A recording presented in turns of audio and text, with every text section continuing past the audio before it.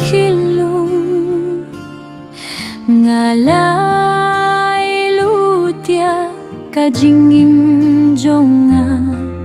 ngala sha shitom ngala sha thungan tangban uhia phiba phikmen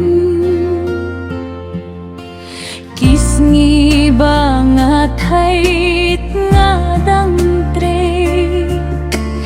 kimit ba nga yam ngam pin pao nga buria ki jinge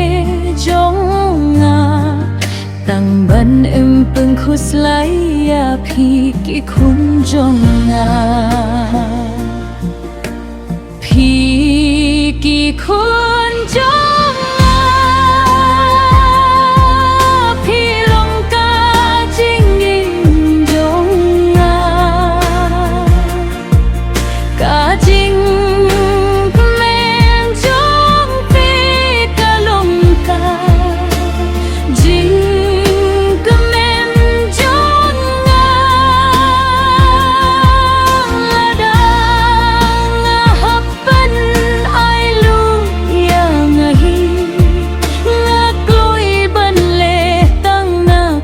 binta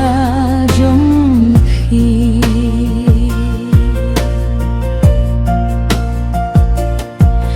ngala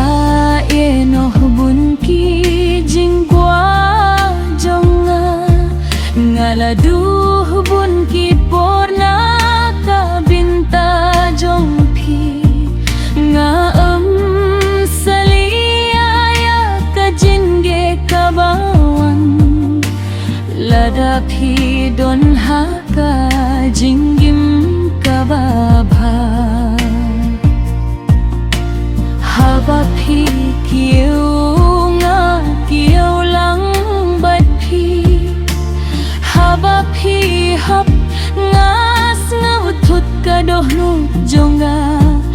wat lada ka par thei kam tip ya ka jinge